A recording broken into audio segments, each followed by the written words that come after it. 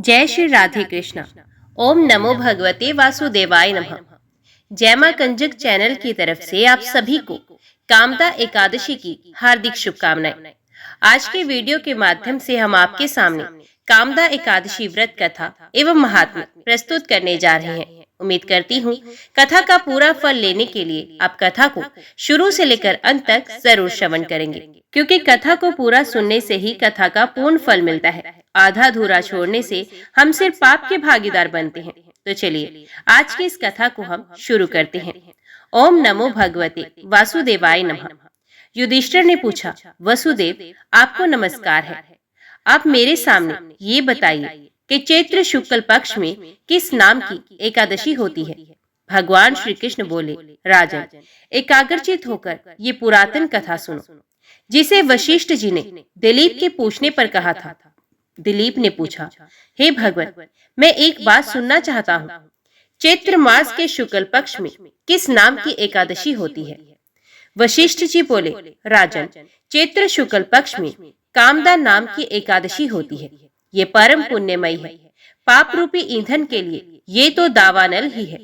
प्राचीन काल की बात है, नागपुर नाम का एक सुंदर नगर था, जहाँ सोने के महल बने हुए थे। उस नगर में पुंडरिक आदि महाभयंकर नाग निवास करते थे। पुंडरिक नाम का नाग उन दिनों वहां राज्य करता था। गंधर्व, किन्नर और अप्सराएं भी उस नगरी का सेवन करती थी। वहां एक श्रेष्ठ अप्सरा थी, जिसका नाम ललिता था। उसके साथ ललित नाम वाला गंधर्व भी था। वे दोनों पति पत्नी के रूप में रहते थे। दोनों ही परस्पर काम से पीड़ित रहा करते थे। ललिता के हृदय में सदा पति की ही मूर्ति बसी रहती थी, और ललित के हृदय में सुंदरी ललिता का नित्य निवास रहता था।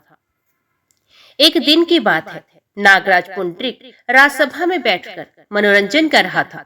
उस समय ललित का गान हो रहा था, किंतु उसके साथ उसकी प्यारी ललिता नहीं थी। गाते गाते उसे ललिता का स्मरण हो आया, अतः उसके पैरों की गति रुक गई और जीभ लड़खड़ाने लगी। नागों में श्रेष्ठ करकोटक को ललित के मन का संताप ज्ञात हो गया, अतः उसने राजा पुंडरिक को उसके पैरों की गति रुकने एवं गान में त्रुटि होने की बात बताई। करकोटक की बात सुनकर नागराज पुंडरिक की आंखें क्रोध से लाल हो गई। उसने गाते हुए कामातुर ललित को शाप दे दिया, दुर्बुद्धे, तू मेरे सामने गान करते समय भी पत्नी के वशीभूत हो गया, इसलिए राक्षस हो जा। महाराज पुंडरिक के इतना कहते ही वे गंधर्व राक्षस हो गया। भयंकर मुख, विकराल आंखें और देखने मात्र से भय उपजाने वाला रूप, ऐसा राक्षस होकर वे कर्म का फल भोगने लगा। ललिता अपने पति की विकराल आकृति देखकर मन ही मन बहुत चिंतित हुई। भारी दुख से कष्ट पाने लगी। सोचने लगी, क्या करूं, कहां जाऊं। मेरे पति पाप से कष्ट पा रहे हैं। वे रोती हुई घने जंगल में पति के पीछे पीछे घूमने लगी। वन में उसे एक सुंदर आश्रम दिखाई दिया, जहाँ एक शांत मुनि बैठे हुए थे। उनका किसी भी प्राणी के साथ वैर विरोध नहीं था। ललिता शीघ्रता के साथ वहां गई और मुनि को प्रणाम करके उनके सामने खड़ी हुई। मुनि बड़े दयालु थे। उस दुखिनी को देखकर वे इस प्रकार बोले, शुभे, तुम कौन हो, कहां से यहाँ आई हो, मेरे सामने सच सच बताओ। ललिता ने कहा, महामुनि, वीर धनवा नाम वाले एक गंधर्व है। मैं उन्हीं महात्मा की पुत्री हूँ। मेरा नाम ललिता है। मेरे स्वामी अपने पाप दोष के कारण राक्षस हो गए हैं। उनकी ये अवस्था देखकर मुझे चैन नहीं है। ब्राह्मण, इस समय मेरा जो कर्तव्य है वे बताइए। विप्रवर, जिस पुण्य के द्वारा मेरे पति राक्षस भाव से छुटकारा पा जाए, उसका उपदेश कीजिए। ऋषि बोले, भद्रे, इस समय चैत्र मास के शुक्ल पक्ष की कामदा नामक एकादशी तिथि है, जो सब पापों को हरने वाली और उत्तम है। तुम उसी का विधि पूर्वक व्रत करो, और इस व्रत का जो पुण्य है उसे अपने स्वामी को दे डालो। पुण्य देने पर क्षण भर में ही उसके पाप का नाश हो जाएगा और शाप का दोष दूर हो जाएगा। राजन, मुनि का ये वचन सुनकर ललिता को बड़ा हर्ष हुआ। उसने एकादशी को उपवास करके द्वादशी के दिन और ब्रह्म ऋषि के समीप ही भगवान वासुदेव के श्री विग्रह के समक्ष अपने पति के उद्धार के लिए ये वचन कहा, मैंने जो ये कामदा एकादशी का उपवास व्रत किया है, उसके पुण्य के प्रभाव से मेरे पति का राक्षस भाव दूर हो जाए। वशिष्ठ जी कहते हैं, ललिता के इतना कहते ही उसी क्षण ललित का पाप दूर हो गया। उसने दिव्य देह धारण कर लिया, राक्षस भाव चला गया और पुण्य गंधर्व की प्राप्ति हुई। राजन, वे दोनों पति पत्नी कामदा के प्रभाव से पहले की अपेक्षा भी अधिक सुंदर रूप धारण करके विमान पर आरूढ़ हो अत्यंत शोभा पाने लगे। ये जानकर इस एकादशी का व्रत का यत्न पूर्वक पालन करना चाहिए। मैंने लोगों के हित के लिए तुम्हारे सामने इस व्रत का वर्णन किया है। कामदा एकादशी ब्रह्महत्या आदि पापों तथा पिशाचत्व आदि दोषों का भी नाश करने वाली है। राजन, इसके पढ़ने व सुनने से वाजपेयी यज्ञ का फल मिलता है। ओम नमो भगवते वासुदेवाय नमः। अभी श्रवण कीजिए अगली कथा। श्री पार्वती बोली, हे विश्वेश्वर, हे प्रभु, भगवान श्री विष्णु का महात्म्य अद्भुत है, जिसे सुनकर फिर कभी संसार बंधन नहीं प्राप्त होता। आप पुण्य उसका वर्णन कीजिए। महादेव जी ने कहा, सुंदरी, मैं भगवान विष्णु के उत्तम महात्म्य का वर्णन करता हूँ। सुनो, इसे सुनकर मनुष्य पुण्य प्राप्त करता है और अंत में उसे मोक्ष की प्राप्ति होती है। महाप्राज्ञ देवव्रत, जो इंद्र आदि देवताओं के लिए भी दूरदर्श थे, कुरुक्षेत्र की पुण्य भूमि में ध्यान योग प्रायण हो रहे थे। वे संपूर्ण शास्त्रों के आश्रय थे। उन्होंने अपनी इंद्रियों को वश में कर लिया था। उनमें पाप का लेश भी नहीं था। वे सत्य पर तिग थे और क्रोध को जीतकर समता में प्रतिष्ठित हो चुके थे। संसार के स्वामी और सबको शरण देने वाले भक्त वत्सल भगवान नारायण में मन, वाणी, शरीर और क्रिया के द्वारा वे परम निष्ठा को प्राप्त थे।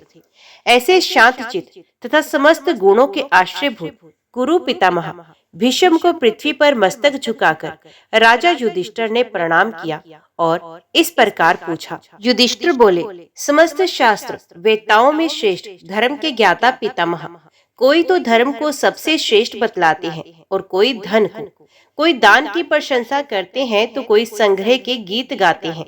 कुछ लोग सांख्य के समर्थक हैं तो दूसरे लोग योग के।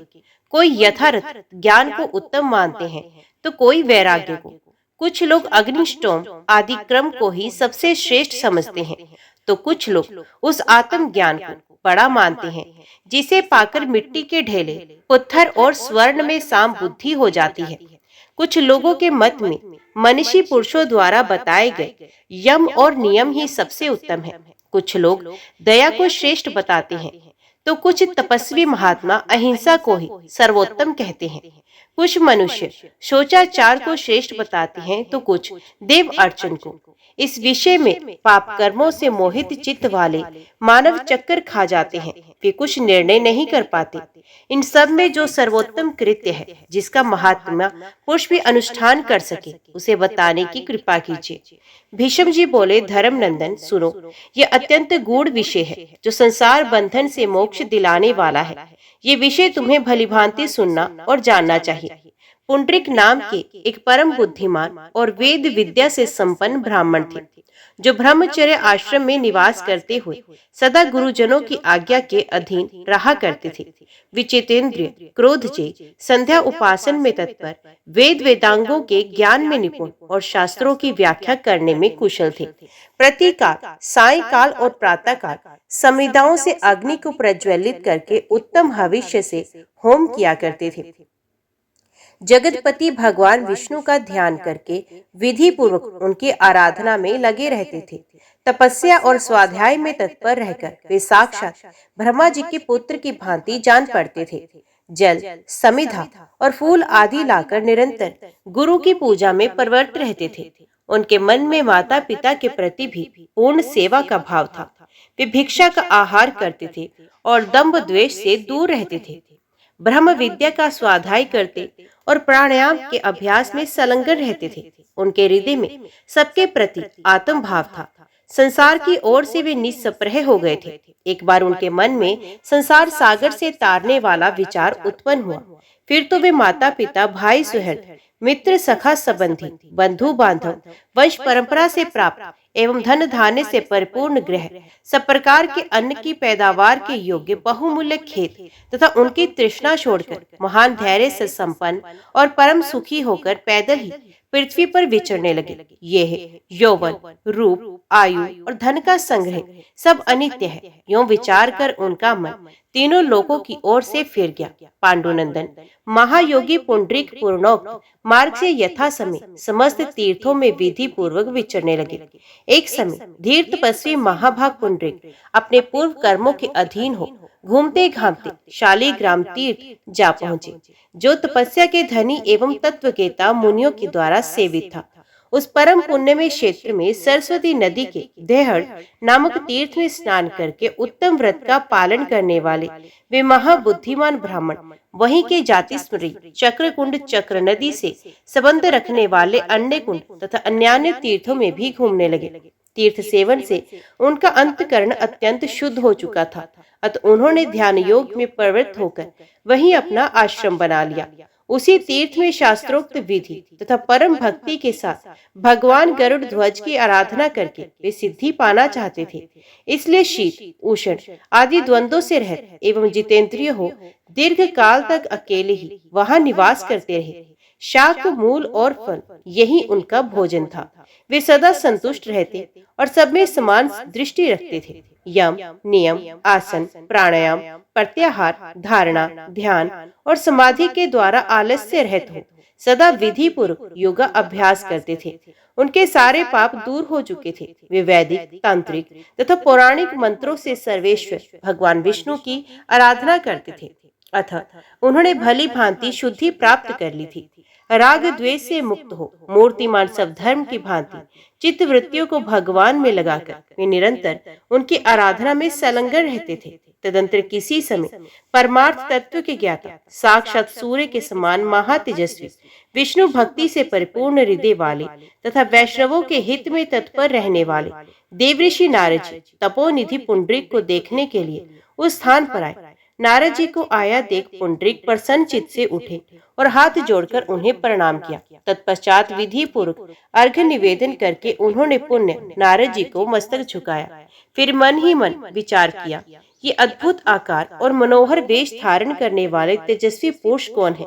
इनके हाथ में वीणा है तथा मुख पर प्रसन्नता छा रही है। ये सोचते हुए वे उन परम तेजस्वी नारद जी से बोले, आप कौन हैं और कहां से इस आश्रम पर पधारे हैं? भगवान, इस पृथ्वी पर आपका दर्शन तो प्राय दुर्लभ ही है। मेरे लिए जो आज्ञा हो उसे बताने की कृपा कीजिए। नारद जी ने कहा, ब्राह्मण, मैं नारद हूँ, तुम्हें देखने की उत्कंठा से यहाँ आया हूँ। द्विश्रेष्ठ भगवान का भक्त यदि चांडाल हो तो भी वे स्मरण वार्तालाप अथवा पूजन करने पर सबको पवित्र कर देता है। जो अपने हाथों में शारंग नामक धनुष, पांचजन्य शंख, सुदर्शन चक्र और कौमोद के गदा धारण करते हैं तथा जो त्रिभुवन के नेत्र हैं, उन देवादिदेव भगवान का मैं दास हूँ। पुंडरीक बोले, देव ऋषि, आपका दर्शन पाकर मैं देहधारियों में धन्य हो गया, देवताओं के लिए भी परम पूजनीय बन गया। मेरे माता पिता कृतार्थ हो गए और आज मैंने जन्म लेने का फल पा लिया। नारद जी, मैं आपका भक्त हूँ, मुझ पर अनुग्रह कीजिए। मुझे परम गूढ़ रहस्य से भरे हुए कर्तव्य का उपदेश दीजिए। नारद जी ने कहा, ब्राह्मण, इस पृथ्वी पर अनेक शास्त्र, बहुत से कर्म और नाना प्रकार के धर्म हैं, इसलिए संसार में ऐसी विलक्षणता दिखाई देती है। अन्यथा सभी प्राणियों को या तो केवल सुख ही सुख प्राप्त होता है या केवल दुख ही दुख। कोई सुखी और कोई दुखी ऐसा अंतर देखने में नहीं आता। कुछ लोगों के मत में ये जगत क्षणिक विज्ञान मात्र चेतन आत्मा से है तथा बाहरी पदार्थों की अपेक्षा से शून्य है। दूसरे लोग ऐसा कहते हैं कि ये जगत सदा नित्य अव्यक्त मूल प्रकृति से उत्पन्न होता है तथा उसी में लीन होता है, अतः उपादान की नियतता के अनुसार ये भी नित्य है। कुछ लोग तत्व के विचार में प्रवृत्त होकर ऐसा निश्चय करते हैं कि आत्मा अनेक नित्य एवं सर्वगत है। दूसरे लोग इस निश्चय पर पहुंचे हैं कि जितने शरीर हैं उतनी ही आत्मा। इस मत के अनुसार हाथी और कीड़े आदि के शरीर में तथा ब्रह्मांड रूपी महान अंड में भी आत्मा की सत्ता मौजूद है। कुछ लोगों का कहना है कि आज इस जगत की जैसी अवस्था है वैसे ही कालांतर में भी रहती है। संसार का ये अनादि प्रवाह नित्य ही बना रहता है। भला इसका कर्ता कौन है? कुछ अन्य व्यक्तियों की राय में जो वस्तु प्रत्यक्ष उपलब्ध होती है उसके सिवा और किसी वस्तु की सत्ता नहीं है। फिर स्वर्ग आदि कहाँ है? कुछ लोग जगत को ईश्वर की सत्ता से रहित समझते हैं और कुछ लोग इसमें ईश्वर को व्यापक मानते हैं। इस प्रकार एक दूसरे से अत्यंत भिन्न विचार रखने वाले ये सभी लोग सत्य से विमुख हो रहे हैं। इसी तरह भिन्न भिन्न मत का मायाजाल फैलाने वाले दूसरे लोग भी बुद्धि और विद्या के अनुसार अपनी अपनी युक्तियों को स्थापित करते हुए भेदपूर्ण विचारों को लेकर भांति भांति की बातें करते हैं। तपोधन, अब मैं तर्क में स्थित होकर वास्तविक तत्व की बात कहता हूँ। ये परमार्थ ज्ञान परम पुण्यमय और भयंकर संसार बंधन का नाश करने वाला है। देवता आदि से लेकर मनुष्य पर्यंत सब लोग उसी को प्रमाणिक मानते हैं जो परमार्थ ज्ञान मूलक प्रतीत होता है, किंतु जो अज्ञान से मोहित हो रहे हैं वे लोग अनागत, अतीत और दूरवर्ती वस्तु को प्रमाण रूप में नहीं स्वीकारते। उन्हें प्रत्यक्ष वर्तमान वस्तु की ही प्रमाणिकता मान्य है, परंतु मुनियों ने प्रत्यक्ष और अनुमान के सिवा उस आगम को भी प्रमाण माना है जो पूर्व परंपरा से एक रूप में चला आ रहा है। वास्तव में ऐसे आगम को ही परमार्थ वस्तु के साधन में प्रमाण मानना चाहिए। द्विश्रेष्ठ आगम उस शास्त्र का नाम है जिसके अभ्यास के बल से राग द्वेष रूपी मल का नाश करने वाला उत्तम ज्ञान उत्पन्न होता है, जिसका तत्व ही विज्ञान दर्शन नाम धारण करने वाला होता है, जो सर्वत्र व्यापक और जाति आदि की कल्पना से रहित होता है, जिसे आत्म संवेदन रूप नित्य सनातन इंद्रियातीत चिन्मय अमृत ज्ञ अनंत अजन्मा अविकारी व्यक्त और अव्यक्त रूप में स्थित निरंजन सर्वव्यापी श्री विष्णु के नाम से विख्यात तथा वाणी द्वारा वर्णित समस्त वस्तुओं से भिन्न रूप में स्थित माना गया है। वे परमात्मा ही आगम का दूसरा लक्षण है। तात्पर्य ये है कि साधन भूत ज्ञान और साध्य स्वरूप ये दोनों ही आगम है। वे ज्ञेय परमात्मा योग्य द्वारा ध्यान करने योग्य है। परमार्थ से विमुख मनुष्यों द्वारा उसका ज्ञान होना असंभव है। भिन्न भिन्न बुद्धियों से वे यद्यपि भिन्न सा लक्षित होता है तथापि आत्मा से भिन्न नहीं है। तात पुंडरीक, ध्यान देकर सुनो। सुव्रत पूर्व काल में ब्रह्मा जी ने मेरे पूछने पर जिस तत्व का उपदेश किया था वही तुम्हें बताता हूँ। एक समय अज अविनाशी पितामह ब्रह्मा जी ब्रह्मलोक में विराजमान थे। उस समय मैंने विधि पूर्वक उनके चरणों में प्रणाम करके पूछा, ब्राह्मण, कौन सा ज्ञान सबसे उत्तम बताया गया है तथा कौन सा योग सर्वश्रेष्ठ माना गया है? ये सब यथार्थ रूप से मुझे बताइए। तो ब्रह्मा जी ने कहा, तात, सावधान होकर परम उत्तम ज्ञान योग का श्रवण करो। ये थोड़े से वाक्यों में कहा गया है, किंतु इसका अर्थ बहुत विस्तृत है। इसकी उपासना में कोई क्लेश या परिश्रम नहीं है। जिन्हें गुरु परंपरा से पंचविंशक पुरुष बताया गया वे ही संपूर्ण भूतों के आत्मा है। इसलिए उन्हीं को संपूर्ण जगत के निवास रूप सनातन परमात्मा नारायण कहा जाता है। वही संसार के सृष्टि, संहार और पालन में लगे रहते हैं। ब्राह्मण, ब्रह्मा, शिव और विष्णु इन तीनों रूपों में एक ही देवादिदेव सनातन पुरुष विराज रहे हैं। अपना हित चाहने वाले पुरुष को सदा उन्हीं की आराधना करनी चाहिए जो निस्पृह, नित्य संतुष्ट, ज्ञानी, जितेंद्रिय, ममता अहंकार से रहे, राग द्वेष से शून्य, शांत चित्त और सब प्रकार की आसक्तियों से पृथक हो ध्यान योग में प्रवृत्त रहते हैं। वे ही उन अक्षय जगदीश्वर को देखते और प्राप्त करते हैं। जो लोग भगवान नारायण की शरण ग्रहण कर चुके हैं तथा जिनके मन प्राण उन्हीं के चिंतन में लगे हैं, वे ही ज्ञान दृष्टि से संसार की वर्तमान अवस्था को, कालांतर में होने वाली अवस्था को, भूत भविष्य वर्तमान और दूर को, स्थूल और सूक्ष्म को तथा अन्य ज्ञातव्य बातों को यथार्थ रूप से देख पाते हैं। इसके विपरीत जिनकी बुद्धि मंद और अंतकरण दूषित है तथा जिनका स्वभाव कुत्रक और अज्ञान से दुष्ट हो रहा है, ऐसे लोगों को सब कुछ उल्टा ही प्रतीत होता है। नारद जी कहते हैं, पुंडरीक, अब मैं दूसरा प्रसंग सुनाता हूँ, इसे भी सुनो। पूर्व काल में जगत के कारण भूत ब्रह्मा जी ने ही इसका भी उपदेश किया था। एक बार इंद्र आदि संपूर्ण देवता तथा ऋषियों के पूछने पर उत्तम व्रत का पालन करने वाले ब्रह्मा जी ने उनके हित की बात इस प्रकार बताई थी। ब्रह्मा जी ने कहा, देवताओं, भगवान नारायण ही सबके आश्रय हैं। सनातन लोक यज्ञ तथा नाना प्रकार के शास्त्रों का भी पर्यवसान नारायण में ही होता है। 6 अंगों सहित वेद तथा अन्य आगम सर्वव्यापी विश्वेश्वर श्री हरि के ही स्वरूप है। पृथ्वी आदि 5 भूत भी वे ही अविनाशी परमेश्वर हैं। देवताओं सहित संपूर्ण जगत को श्री विष्णु में ही जानना चाहिए, तथापि पापी मनुष्य मोहग्रस्त होने के कारण इस बात को नहीं समझते। ये समस्त चराचर जगत उन्हीं की माया से व्याप्त है। जो मन से भगवान का ही चिंतन करता है, जिसके प्राण भगवान में ही लगे हैं, वे परमार्थ तत्व का ज्ञाता पुरुष ही इस रहस्य को जानता है। संपूर्ण भूतों के ईश्वर भगवान विष्णु ही तीनों लोकों का पालन करने वाले हैं। ये सारा संसार उन्हीं में स्थित है और उन्हीं से उत्पन्न होता है। वे ही रुद्र रूप होकर जगत का संहार करते हैं। पालन के समय उन्हीं को श्री विष्णु कहते हैं तथा सृष्टि काल में वे ब्रह्मा और अन्यान्य लोकपाल भी उन्हीं के स्वरूप हैं। वे सबके आधार हैं, परंतु उनका आधार कोई नहीं। वे संपूर्ण कलाओं से युक्त होते हुए भी उनसे रहित हैं। वे ही छोटे बड़े तथा उनसे भिन्न हैं, साथ ही इन सबसे विलक्षण भी वही हैं। अतः देवताओं, सबका संहार करने वाले उन श्री हरि की ही शरण में जाओ। वे ही हमारे जन्मदाता पिता हैं। उन्हीं को मधुसूदन कहा गया है। नारद जी कहते हैं, कमल योनि ब्रह्मा जी के यों कहने पर सब देवताओं ने संपूर्ण लोकों के स्वामी सर्वव्यापी देव भगवान जनार्दन की शरण होकर उन्हें प्रणाम किया। अतः विप्रशे, तुम भी श्री नारायण की आराधना में लग जाओ। उनके सिवा दूसरा कौन ऐसा परम उदार देवता है जो भक्त की मांगी हुई वस्तु दे सके। वे पुरुषोत्तम ही पिता और माता है, संपूर्ण लोकों के स्वामी, देवताओं के भी देवता और जगदीश्वर है। तुम उन्हीं की परिचर्या करो, प्रतिदिन आलस्य रहित हो। अग्निहोत्र, भिक्षा, तपस्या और स्वाध्याय के द्वारा उन देवेश्वर गुरु को ही संतुष्ट करना चाहिए।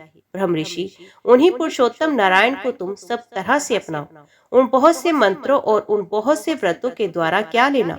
ओम नमो नारायणाय, ये मंत्र ही संपूर्ण अभीष्ट अर्थ की सिद्धि करने वाला है। द्विश्रेष्ठ ब्राह्मण चीर वस्त्र पहनकर जटा रखा ले या दंड धारण करके मुंड मुड़ा ले अथवा आभूषणों से विभूषित रहे। ऊपरी चिन्ह धर्म का कारण नहीं होता। जो भगवान नारायण की शरण ले चुके हैं, वे क्रूर, दुरात्मा और सदा ही पापाचारी रहे तो भी परम पद को प्राप्त होते हैं। जिनके पाप दूर हो गए हैं, ऐसे वैष्णव पुरुष कभी पाप से लिप्त नहीं होते। वे अहिंसा भाव के द्वारा अपने मन को काबू में किए रहते हैं और संपूर्ण संसार को पवित्र करते हैं। शत्रुबंधु नाम के राजा ने, जो सदा प्राणियों की हिंसा में ही लगा रहता था, भगवान केशव की शरण लेकर श्री विष्णु के परम धाम को प्राप्त कर लिया। महान धैर्यशाली राजा अम्बरीश ने अत्यंत कठोर तपस्या की थी और भगवान पुरुषोत्तम की आराधना करके उनका साक्षात्कार किया था।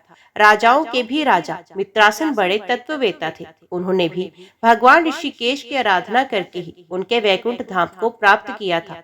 उनके सिवा बहुत से ब्रह्म ऋषि भी, जो तीक्ष्ण व्रतों का पालन करने वाले और शांत चित्त थे, परमात्मा विष्णु का ध्यान करके परम सिद्धि मोक्ष को प्राप्त हुए। पूर्व काल में परम आह्लाद से भरे हुए प्रहलाद भी संपूर्ण जीवों के आश्रयभूत श्री हरि का सेवन, पूजन और ध्यान करते थे। अतः भगवान ने ही उनकी संकटों से रक्षा की थी। परम धर्मात्मा और तेजस्वी राजा भरत ने भी दीर्घ काल तक इन श्री विष्णु भगवान की उपासना करके परम मोक्ष को प्राप्त कर लिया था। ब्रह्मचारी, गृहस्थ, वानप्रस्थ अथवा सन्यासी कोई भी क्यों न हो, भगवान केशव की आराधना को छोड़कर परम गति को नहीं प्राप्त कर सकता। हजारों जन्म लेने के पश्चात जिसकी ऐसी बुद्धि होती है कि मैं भगवान विष्णु के भक्तों का दास हूँ, वे समस्त पुरुषार्थों का साधक होता है। वे पुरुष भी निस्संदेह श्री विष्णु धाम में जाता है। फिर जो कठोर व्रतों का पालन करने वाले पुरुष भगवान विष्णु में ही मन प्राण लगाए रहते हैं, उनकी उत्तम गति के विषय में क्या कहना। तत्व का चिंतन करने वाले पुरुषों को चाहिए कि वे नित्य निरंतर अनन्य चित्तवे से विश्वव्यापी सनातन परमात्मा नारायण का ही ध्यान करते रहें। भीष्म जी कहते हैं, यूं कहकर परोपकार प्राण परमार्थवेत्ता देव ऋषि नारद वहीं अंतर ध्यान हो गए। नारायण की शरण में पड़े हुए धर्मात्मा पुंडरीक भी ओम नमो नारायण इस अष्टाक्षर मंत्र का जप करने लगे। वे अपने हृदय कमल में अमृत स्वरूप गोविंद की स्थापना करके मुख से सदा यही कहा करते थे कि हे विश्वात्मन, आप मुझ पर प्रसन्न हुए। द्वंद्व और परिग्रह से रहित हो तपोधन पुंडरीक ने उस निर्मल शालग्राम तीर्थ में अकेले ही चिरकाल तक निवास किया। स्वप्न में भी उन्हें केशव के सिवा और कुछ नहीं दिखाई देता था। उनकी निद्रा भी पुरुषार्थ सिद्धि की विरोधिनी नहीं थी। तपस्या, ब्रह्मचर्य तथा विशेष शोचाचार के पालन में जन्म जन्मांतरों के विशुद्ध संस्कार से तथा सर्वलोक साक्षी देवादिदेव श्री विष्णु के प्रसाद से पाप रहित पुंडरीक ने परम उत्तम वैष्णवी सिद्धि प्राप्त कर ली थी। वे सदा हाथों में शंख, चक्र और गदा लिए कमल के समान नेत्रों वाले श्याम सुंदर पीतांबरधारी भगवान अच्युत की ही झांकी किया करते थे। मृगों और प्राणियों की हिंसा करने वाले सिंह, व्याघ्र तथा अन्य जीव अपना स्वाभाविक विरोध छोड़कर उनके समीप आते और इच्छा अनुसार विचरा करते थे। उनकी संपूर्ण इंद्रियां प्रसन्न रहती थी। उनके हृदय में एक दूसरे के हित साधन का मनोरम भाव भर जाता था। वहाँ के जलाशय और नदियों के जल स्वच्छ हो गए थे। सभी ऋतुओं में वहाँ प्रसन्नता छाई रहती थी। सबकी इंद्रिय वृत्तियां शुद्ध हो गई थी। हवा ऐसी चलती थी जिसका स्पर्श सुखदायक जान पड़े। वृक्ष, फूल और फलों से लदे रहते थे। परम बुद्धिमान पुंडरीक के लिए सभी पदार्थ अनुकूल हो गए थे। देव देवेश्वर भक्त वत्सल गोविंद के प्रसन्न होने पर उनके लिए समस्त चराचर जगत प्रसन्न हो गया था।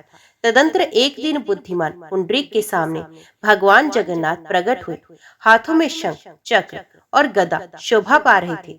तेजोमयी आकृति, कमल के समान बड़े बड़े नेत्र और चंद्र मंडल के समान कांतिमान मुख, कमर में करधनी, कानों में कुंडल, गले में हार, बाहों में भुजबंद, वक्षस्थल में श्रीवत्स का चिन्ह और श्याम शरीर पर पीत वस्त्र शोभा पा रहे थे। भगवान कौस्तुभ मणि से विभूषित थे। वरमाला से उनका सारा अंग व्याप्त था। मकराकृत कुंडल जगमगा रहे थे। दमकते हुए यज्ञोपवीत और नीचे तक लटकती हुई मोतियों की माला से उनकी शोभा और भी बढ़ गई थी।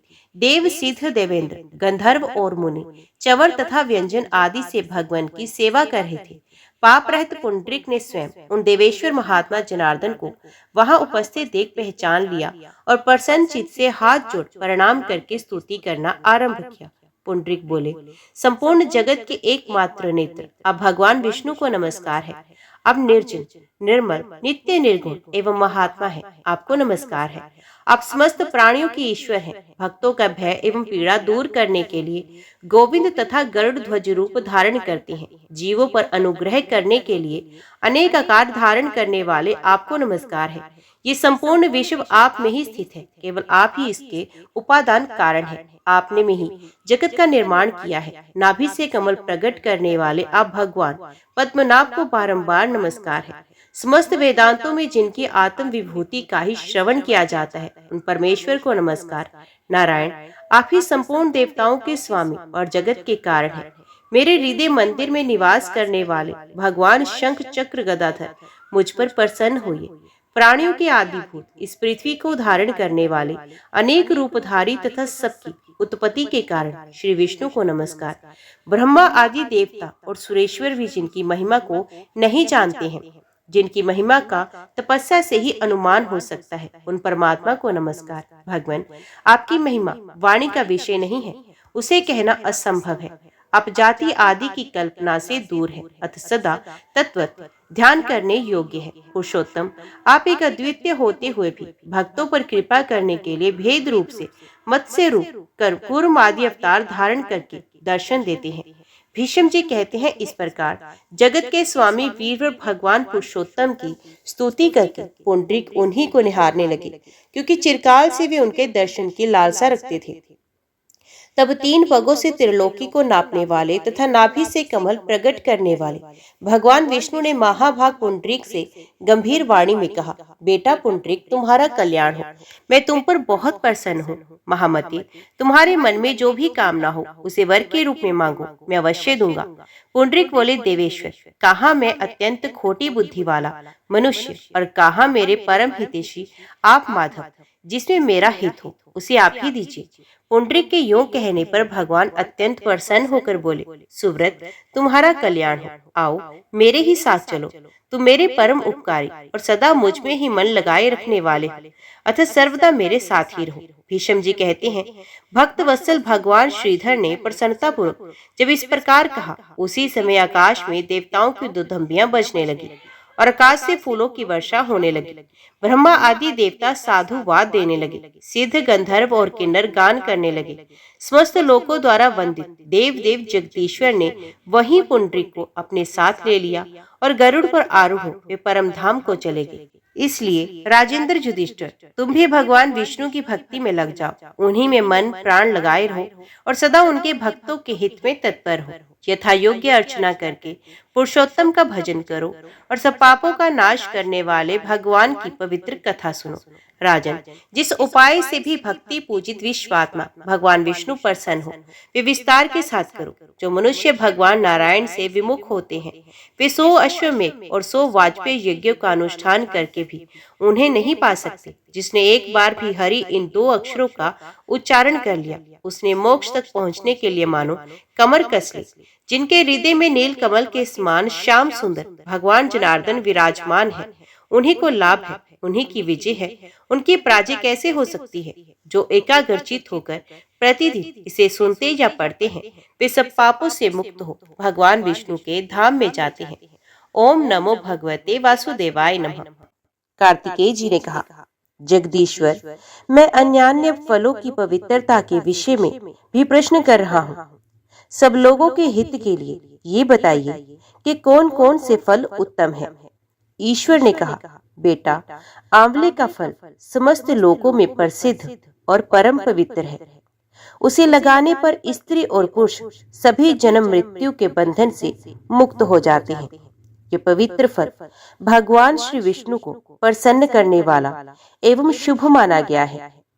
इसके भक्षण मात्र से मनुष्य सब पापों से मुक्त हो जाते हैं। आंवला खाने से आयु बढ़ती है, उसका जल पीने से धर्म संचय होता है और उसके द्वारा स्नान करने से दरिद्रता दूर होती है तथा सब प्रकार के ऐश्वर्य प्राप्त होते हैं। कार्तिकेय, जिस घर में आंवला सदा मौजूद रहता है, वहां दैत्य और राक्षस नहीं आते। एकादशी के दिन यदि एक ही आंवला मिल जाए तो उसके सामने गंगा, गया, काशी और पुष्कर आदि तीर्थ कोई विशेष महत्व नहीं रखते। जो दोनों पक्षों की एकादशी को आंवले से स्नान करता है, उसके सब पाप नष्ट हो जाते हैं और वे श्री विष्णु लोक में सम्मानित होता है। षडानन, जो आंवले के रस से सदा अपने केश साफ करता है, वे पुण्य माता के स्तन का दूध नहीं पीता। आंवले का दर्शन, स्पर्श तथा उसके नाम का उच्चारण करने से संतुष्ट होकर वरदायक भगवान श्री विष्णु अनुकूल हो जाते हैं। जहाँ आंवले का फल मौजूद होता है, वहाँ भगवान श्री विष्णु सदा विराजमान रहते हैं तथा उस घर में ब्रह्मा एवं सुस्थिर लक्ष्मी का भी वास होता है। इसलिए अपने घर में आंवला अवश्य रखना चाहिए। जो आंवले का बना मुरब्बा एवं बहुमूल्य नैवेद्य अर्पण करता है, उसके ऊपर भगवान श्री विष्णु बहुत संतुष्ट होते हैं। उतना संतोष उन्हें सैकड़ों यज्ञ करने पर भी नहीं हो सकता। सकल योगी मनुष्य, मुनियों तथा ज्ञानियों को जो गति प्राप्त होती है, वही आंवले का सेवन करने वाले मनुष्य को भी मिलती है। तीर्थों में वास एवं तीर्थ यात्रा करने से तथा नाना प्रकार के व्रतों से मनुष्य को जो गति प्राप्त होती है, वही आंवले के फल का सेवन करने से भी मिल जाती है। तात प्रत्येक रविवार तथा विशेष सप्तमी तिथि को आंवले का फल दूर से ही त्याग देना चाहिए। संक्रांति के दिन, शुक्रवार को तथा षष्ठी, प्रतिपदा, नवमी और अमावस्या को आंवले का दूर से ही परित्याग करना उचित है। जिस मृतक के मुख, नाक, कान अथवा बालों में आंवले का फल हो, वे विष्णु लोक को जाता है। आंवले के संपर्क मात्र से मृत व्यक्ति भगवत धाम को प्राप्त होता है। जो धार्मिक मनुष्य शरीर में आंवले का रस लगाकर स्नान करता है, उसे पद पद पर अश्वमेध यज्ञ का फल मिलता है। उसके दर्शन मात्र से जितने भी पापी जंतु हैं, वे भाग जाते हैं तथा कठोर एवं दुष्ट ग्रह पलायन कर जाते हैं। सकन पूर्व काल की बात है। एक चांडाल शिकार खेलने के लिए वन में गया। वहां अनेकों मृगों और पक्षियों को मारकर जब वे भूख प्यास से अत्यंत पीड़ित हो गया, तब सामने ही उसे एक आंवले का वृक्ष दिखाई दिया। उसमें खूब मोटे मोटे फल लगे थे। चांडाल सहसा वृक्ष के ऊपर चढ़ गया और उसके उत्तम उत्तम फल खाने लगा। प्रारब्धवश वे वृक्ष के शिखर से पृथ्वी पर गिर पड़ा और वेदना से व्यथित होकर इस लोक से चल बसा। तदंतर संपूर्ण प्रेत, राक्षस, भूतगण तथा यमराज के सेवक बड़ी प्रसन्नता के साथ वहां आए। किंतु उसे ले जा न सके। यद्यपि वे महान बलवान थे, तथापि उस मृतक चांडाल की ओर आंख उठाकर देख भी नहीं सकते थे। जब कोई भी उसे पकड़ के ना ले जा सका, तब वे अपनी असमर्थता देखकर मुनियों के पास जाकर बोले, ज्ञानी महर्षियों, चांडाल तो बड़ा पापी था, फिर क्या कारण है कि हम लोग तथा ये यमराज के सेवक उसकी ओर देख भी नहीं सके। ये मेरा है, ये मेरा है कहते हुए हम लोग झगड़ा कर रहे हैं, किंतु उसे ले जाने की शक्ति नहीं रखते, क्योंकि और किसके प्रभाव से वे सूर्य की भांति दुष्प्रेक्ष्य हो रहा है, उसकी ओर दृष्टिपात करना भी कठिन जान पड़ता है। मुनियों ने कहा, प्रेतगण, इस चांडाल ने आंवले के पके हुए फल खाए थे, उसकी डाल टूट जाने स्पर्क में ही इसकी मृत्यु हुई है। मृत्यु लोक में भी इसके आसपास बहुत से फल बिखरे पड़े थे। इन्हीं सब कारणों से तुम लोगों का इसकी ओर देखना कठिन हो रहा है। इस पापी का आंवले से संपर्क रविवार को या और किसी निषिद्ध वेला में नहीं हुआ है, इसलिए ये दिव्य लोक को प्राप्त हुआ। प्रेत बोले, मुनीश्वरों, आप लोगों का ज्ञान उत्तम है, इसलिए हम आपसे एक प्रश्न पूछते हैं। जब तक यहाँ श्री विष्णु लोक से विमान नहीं आता, तब तक आप लोग हमारे प्रश्न का उत्तर दे दें। जहाँ वेदों और नाना प्रकार के मंत्रों का गंभीर घोष होता है, जहाँ पुराणों और स्मृतियों का स्वाध्याय किया जाता है, वहाँ हम एक क्षण के लिए भी नहीं ठहर सकते। यज्ञ, होम, जप तथा देव पूजा आदि शुभ कार्यों के सामने हमारा ठहरना असंभव है। इसलिए हमें ये बताइए कि कौन सा क्रम करके मनुष्य प्रेत योनियों को प्राप्त होते हैं। हमें ये सुनने की इच्छा है कि उनका शरीर विकृत क्यों कर दिया जाता है। ब्रह्मऋषियों ने कहा, जो झूठी गवाही देते तथा वध और बंधन से पड़कर मृत्यु को प्राप्त होते हैं, वे नरक में पड़े हुए जीव ही प्रेत होते हैं। जो ब्राह्मणों के दोष ढूंढने में लगे रहते हैं और गुरुजनों के शुभ कर्मों में बाधा पहुंचाते हैं, तथा जो श्रेष्ठ ब्राह्मण को दिए जाने वाले दान में रुकावट डाल देते हैं, वे चिरकाल तक प्रेत योनि में पड़कर नरक से कभी उद्धार नहीं पाते। जो मूर्ख अपने और दूसरों के बैलों को कष्ट दे और उनसे बोझ ढोने का काम लेकर उनकी रक्षा नहीं करते, जो अपनी प्रतिज्ञा का त्याग करते हैं, असत्य बोलते हैं, व्रत भंग करते हैं, तथा जो कमल के पत्ते पर भोजन करते हैं, वे सब इस पृथ्वी पर कर्मानुसार प्रेत होते हैं। जो अपने चाचा और मामा आदि की सदाचारिणी कन्या तथा साध्वी स्त्री को बेच देते हैं, वे भूतल पर प्रेत होते हैं। प्रेतों ने पूछा, ब्राह्मणों, किस प्रकार और किस क्रम के आचरण से मनुष्य प्रेत नहीं होते। ब्राह्मणों ने कहा, जिसे बुद्धिमान पुरुष ने तीर्थों के जल में स्नान तथा शिव को नमस्कार किया है, वे मनुष्य प्रेत नहीं होता। जो एकादशी अथवा द्वादशी को उपवास करके विशेष भगवान विष्णु का पूजन करते हैं, तथा जो वेदों के अक्षर, सूक्त, स्तोत्र और मंत्र आदि के द्वारा देवताओं के पूजन में संलग्न रहते हैं, उनको भी प्रेत होना नहीं पड़ता है। पुराणों के धर्मयुक्त दिव्य वचन सुनने, पढ़ने और पढ़ाने से तथा नाना प्रकार के व्रतों का अनुष्ठान करने और रुद्राक्ष धारण करने से जो पवित्र हो चुके हैं एवं जो रुद्राक्ष की माला पर जप करते हैं, वे प्रेत योनियों को नहीं प्राप्त होते। जो आंवले के फल के रस से स्नान करके प्रतिदिन आंवला खाया करते हैं तथा आंवले के द्वारा भगवान श्री विष्णु का पूजन भी करते हैं, वे कभी पिशाच योनि में नहीं जाते। प्रेत बोले, महर्षियों, संतों के दर्शन से पुण्य होता है, इस बात को पौराणिक विद्वान जानते हैं। हमें भी आपका दर्शन हुआ है, इसलिए आप लोग हमारा कल्याण करें। धीर महात्माओं, जिस उपाय से हम सब लोगों को प्रेत योनि से छुटकारा मिले, उसका उपदेश कीजिए। हम आप लोगों की शरण में आए हैं। ब्राह्मण बोले, हमारे वचन से तुम लोग आंवले का भक्षण कर सकते हो, वे तुम्हारे लिए कल्याणकारक होगा। उसके प्रभाव से तुम उत्तम लोक में जाने के योग्य बन जाओगे। महादेव जी कहते हैं, इस प्रकार ऋषियों से सुनकर पिशाच आंवले के वृक्ष पर चढ़ गए और उसका फल ले लेकर उन्होंने बड़ी मौज के साथ खाया।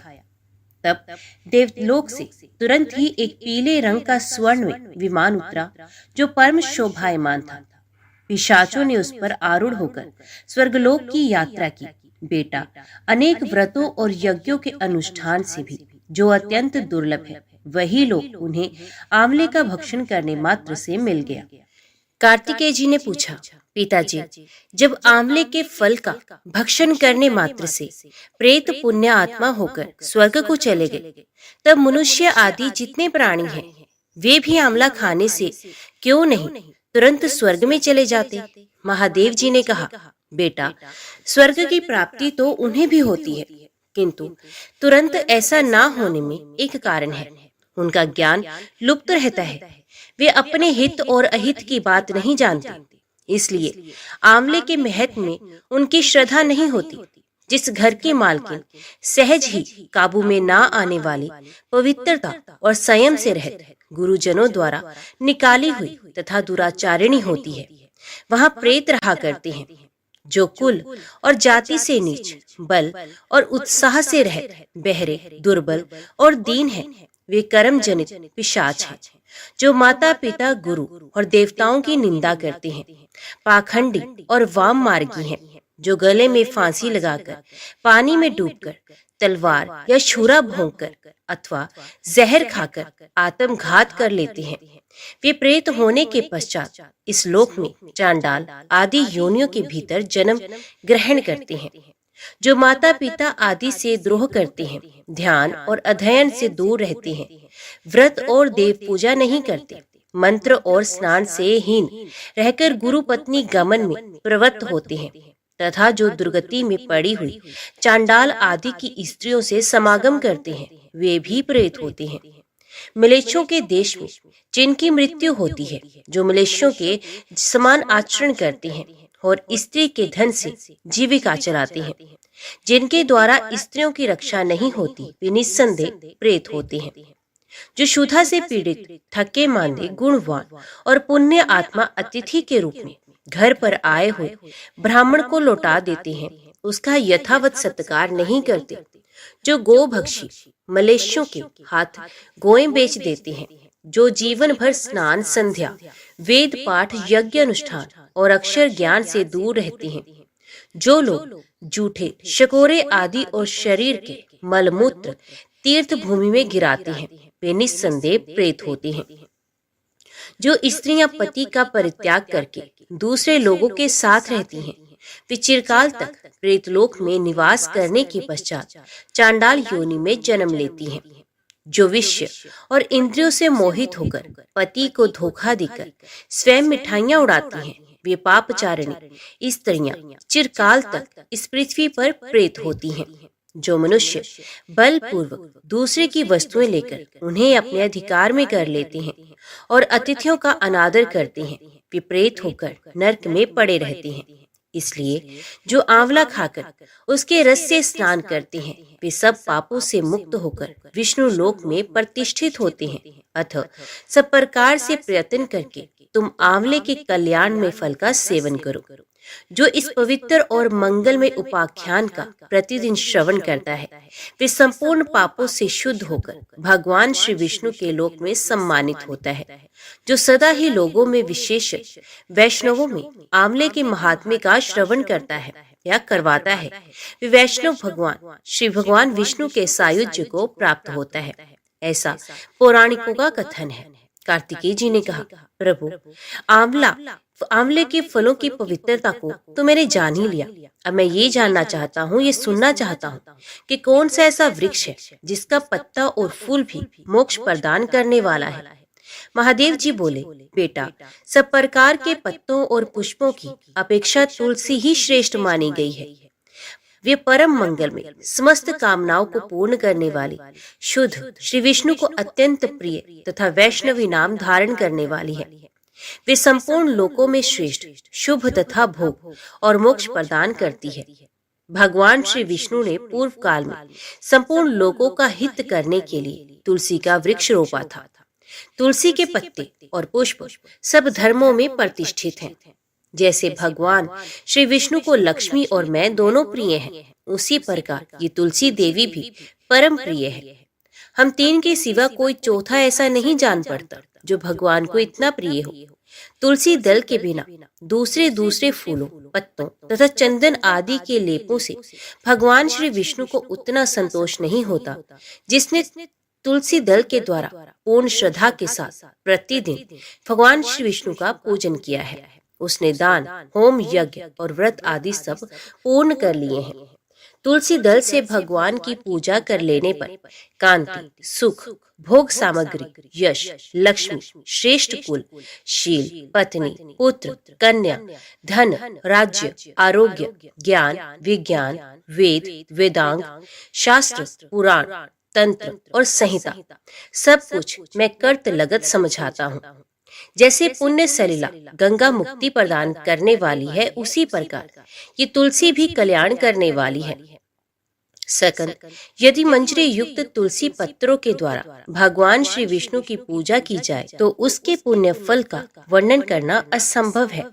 जहाँ तुलसी का वन है वहीं भगवान श्री विष्णु की समीपता है तथा वहीं ब्रह्मा और लक्ष्मी जी भी संपूर्ण देवताओं के साथ विराजमान है। इसलिए अपने निकटवर्ती स्थान में तुलसी देवी को रोककर उनकी पूजा अवश्य करनी चाहिए। तुलसी के निकट जो स्तोत्र मंत्र आदि का जप किया जाता है वे सब अनंत गुना फल देने वाला है। प्रेत, पिशाच, कुष्मांड, ब्रह्म राक्षस, भूत और दैत्य आदि सब तुलसी के वृक्ष से दूर भागते हैं। ब्रह्म हत्या आदि पाप तथा पाप और खोटे विचार से उत्पन्न होने वाले रोग ये सब तुलसी वृक्ष के समीप नष्ट हो जाते हैं। जिसने श्री भगवान की पूजा के लिए पृथ्वी पर तुलसी का बगीचा लगा रखा है उसने उत्तम दक्षिणाओं से युक्त 100 यज्ञों का विधिवत अनुष्ठान पूर्ण कर लिया है। जो श्री भगवान की प्रतिमाओं तथा शालिग्राम शिलाओं पर चढ़े हुए तुलसी दल को प्रसाद के रूप में ग्रहण करता है वे श्री विष्णु के सायुज्य को प्राप्त होता है। जो श्री हरि की पूजा करके उन्हें निवेदन किए हुए तुलसी दल को अपने मस्तक पर धारण करता है वे पाप से शुद्ध होकर स्वर्गलोक को प्राप्त होता है। कलयुग में तुलसी का पूजन, कीर्तन, ध्यान, रोपण और धारण करने से वे पाप को जलाती और स्वर्ग एवं मोक्ष प्रदान करती है। जो तुलसी के पूजन आदि का दूसरों को उपदेश देता है और स्वयं भी आचरण करता है वे भगवान श्री लक्ष्मीपति के परम धाम को प्राप्त होता है। जो वस्तु भगवान श्री विष्णु को प्रिय जान पड़ती है वे मुझे भी अत्यंत प्रिय है। श्राद्ध और यज्ञ आदि कार्यों में तुलसी का एक पत्ता भी महान पुण्य प्रदान करता है। जिसने तुलसी की सेवा की है उसने गुरु, ब्राह्मण, देवता और तीर्थ सबका भली भांति सेवन कर लिया। इसलिए षडानन तुम तुलसी का सेवन करो। जो शिखा में तुलसी स्थापित करके प्राणों का परित्याग करता है वे पाप राशि से मुक्त हो जाता है। राजसूय आदि यज्ञ, भांति भांति के व्रत तथा संयम के द्वारा धीर पुरुष जिस गति को प्राप्त करता है वही उसे तुलसी की सेवा से मिल जाती है। तुलसी के एक पत्र से श्री हरि की पूजा करके मनुष्य वैष्णव तत्व को प्राप्त होता है। उसके लिए अन्य शास्त्रों के विस्तार की क्या आवश्यकता है। जिसने तुलसी की शाखा तथा कोमल पत्तियों से भगवान श्री विष्णु की पूजा की है वे कभी माता का दूध नहीं पीता, उसका पुनर्जन्म नहीं होता। कोमल तुलसी दलों के द्वारा प्रतिदिन श्री हरि की पूजा करके मनुष्य अपनी सैकड़ों और हजारों पीढ़ियों को पवित्र कर सकता है। तात ये मैंने तुमसे तुलसी के प्रधान गुण बतलाए हैं। संपूर्ण गुणों का वर्णन तो बहुत अधिक समय लगाने पर भी नहीं हो सकता। ये उपाख्यान पुराण राशि का संचय करने वाला है। जो प्रतिदिन इसका श्रवण करता है वे पूर्व जन्म के लिए किए हुए पाप तथा जन्म मृत्यु के बंधन से मुक्त हो जाता है। बेटा, इस अध्याय के पाठ करने वाले पुरुष को कभी रोग नहीं सताते, अज्ञान उसके निकट नहीं आता, उसकी सदा विजयी होती है।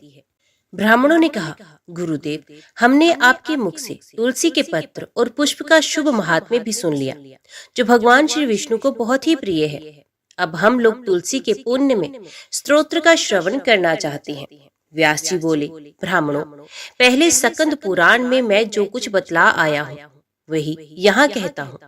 शतानंद मुनि के शिष्य कठोर व्रत का पालन करने वाले थे। उन सभी ने एक दिन अपने गुरु को प्रणाम करके परम पुण्य और हित की बात पूछी।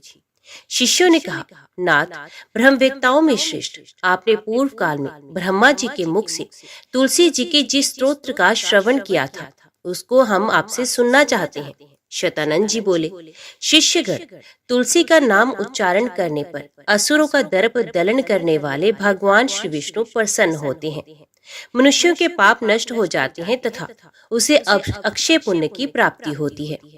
जिसके दर्शन मात्र से करोड़ों गोदान का फल होता है, उस तुलसी का पूजन और वंदन लोग क्यों न करें। कलयुग के संसार में वे मनुष्य धन्य हैं जिनके घर में शालिग्राम शिला का पूजन संपन्न करने के लिए प्रतिदिन तुलसी का वृक्ष भूतल पर लहलहाता रहता है। जो कलयुग में भगवान श्री केशव की पूजा के लिए पृथ्वी पर तुलसी का वृक्ष लगाते हैं, उन पर यदि यमराज अपने किंकरों सहित रुष्ट हो जाए तो भी वे उनका क्या कर सकते हैं। तुलसी, तुम अमृत से उत्पन्न हो और केशव को सदा ही प्रिय हो। कल्याणी, मैं भगवान की पूजा के लिए तुम्हारे पत्तों को चुनता हूँ। तुम मेरे लिए वरदायिनी बनो। तुम्हारे श्रीअंगों से उत्पन्न होने वाले पत्रों और मंजरियों द्वारा मैं सदा ही जिस प्रकार श्री हरि का पूजन कर सकूं वैसा उपाय करो। पवित्रांगी तुलसी, तुम कली मल का नाश करने वाली हो। इस भाव के मंत्रों से जो तुलसी दलों को चुनकर उनसे भगवान वासुदेव का पूजन करता है, उसकी पूजा का करोड़ गुना फल होता है। देवेश्वरी, बड़े बड़े देवता भी तुम्हारे प्रभाव का गायन करते हैं। मुनि, सिद्ध, गंधर्व, पाताल निवासी, साक्षात नागराज शेष तथा संपूर्ण देवता भी तुम्हारे प्रभाव को नहीं जानते। केवल भगवान श्री विष्णु ही तुम्हारी महिमा को पूर्ण रूप से जानते हैं। जिस समय क्षीर समुद्र के मंथन का उद्योग प्रारंभ हुआ था, उस समय श्री विष्णु के आनंदाश से तुम्हारा प्रादुर्भाव हुआ था। पूर्व काल में श्री हरि ने तुम्हें अपने मस्तक पर धारण किया था।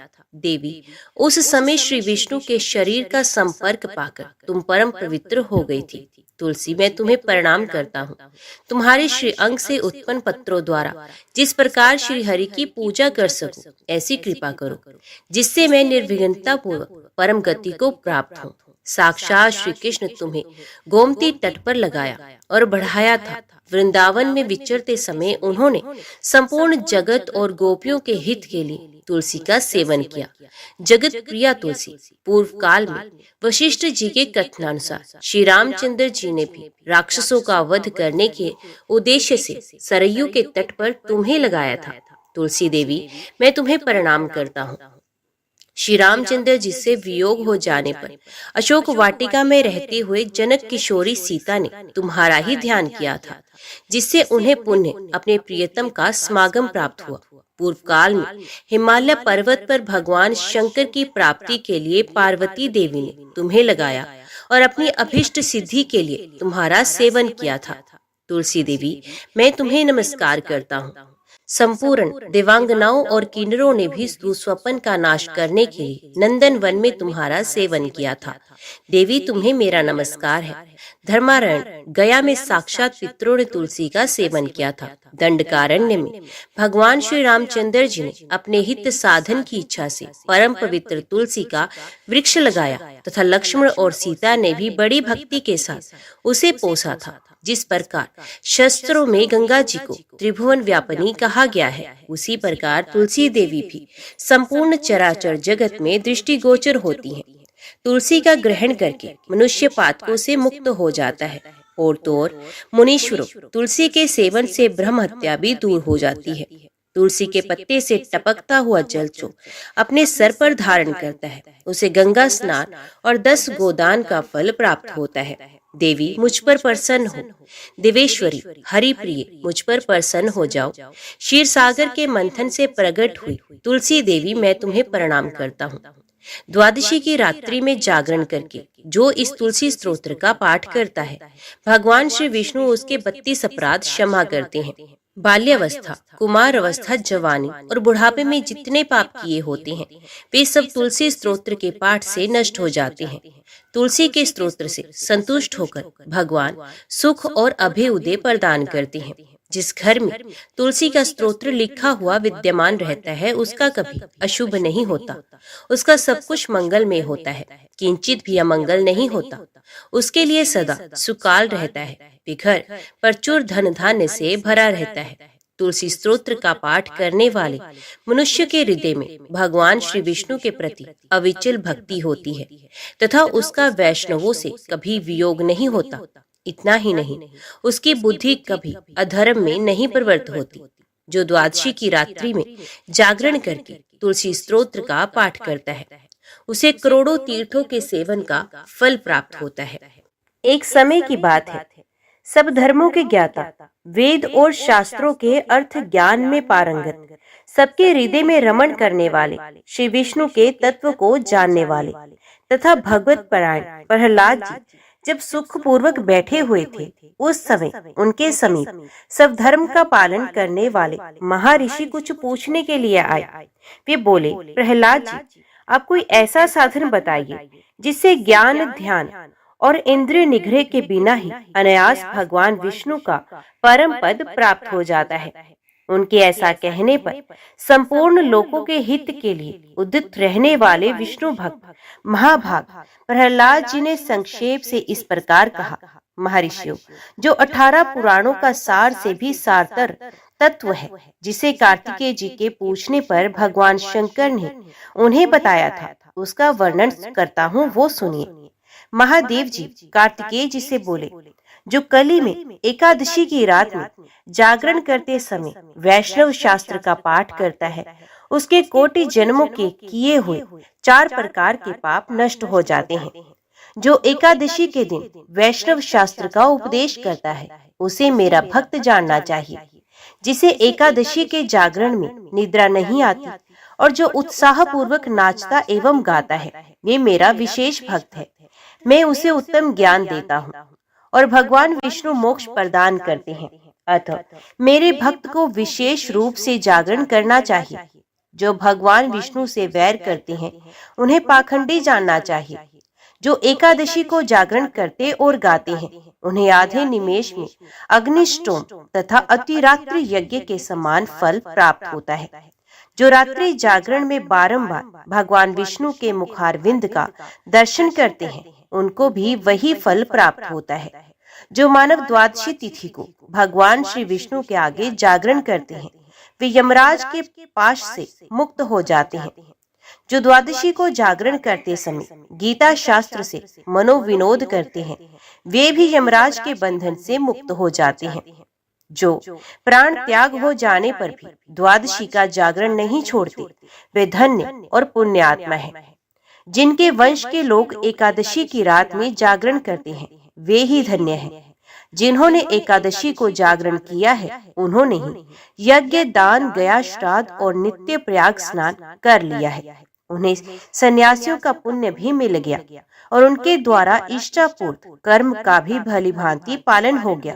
षडानन, भगवान श्री विष्णु के भक्त जागरण सहित एकादशी व्रत करते हैं, इसलिए वे मुझे सदा ही विशेष प्रिय हैं।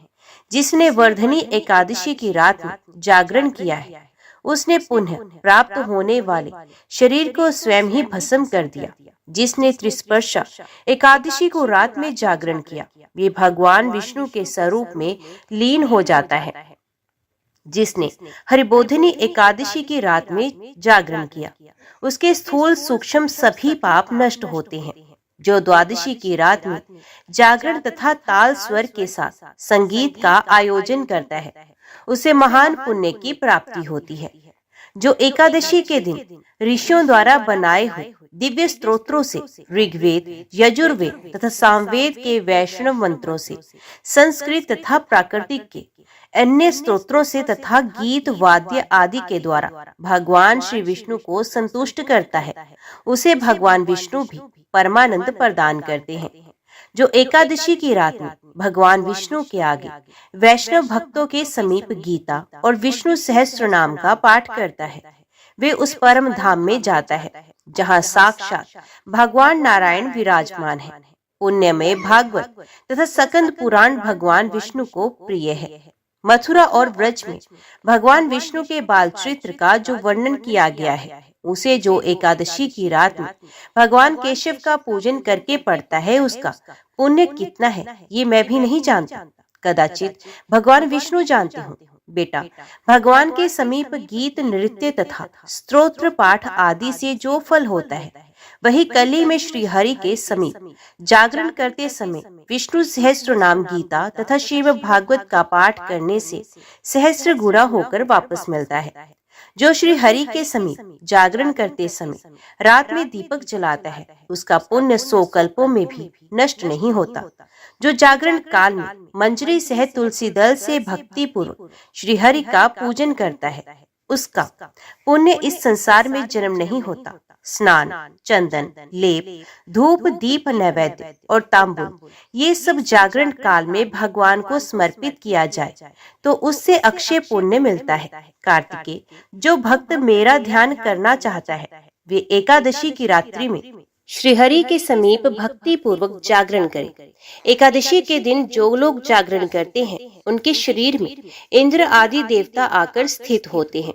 जो जागरण काल में महाभारत का पाठ करते हैं वे उस परम धाम में जाते हैं जहाँ सन्यासी महात्मा जाया करते हैं। जो उस समय श्री रामचंद्र जी का चरित्र 10 कंठ वध पढ़ते हैं वे योग वेताओं की गति को प्राप्त होते हैं। जिन्होंने श्री हरि के समीप जागरण किया है उन्होंने चारों वेदों का स्वाध्याय, देवताओं का पूजन, यज्ञों का अनुष्ठान तथा सब तीर्थों में स्नान कर लिया। श्री कृष्ण से बढ़कर कोई देवता नहीं, उनके दिन से बढ़कर कोई दूसरा दिन भी नहीं और एकादशी व्रत के समान दूसरा कोई व्रत नहीं। जहाँ भागवत शास्त्र है वहाँ भगवान विष्णु के लिए जहाँ जागरण किया जाता है और जहाँ शालिग्राम शिला स्थित होती है वहाँ साक्षात भगवान विष्णु उपस्थित होते हैं। जय श्री राधे कृष्ण। ओम नमो भगवते वासुदेवाय नमः। आज की वीडियो में इतना ही। उम्मीद करती हूँ वीडियो आपको पसंद आई होगी। वीडियो पसंद आई हो तो वीडियो को लाइक और चैनल को सब्सक्राइब जरूर कीजिएगा। जय श्री हरि लिखकर कमेंट बॉक्स में अपनी हाजिरी और अपने सुझाव देना ना भूलिएगा। तो मिलते हैं अगली कथा अगली वीडियो के साथ। तब तक के लिए देखते व सुनते रहिए। जय मां कंजक, जय माता दी।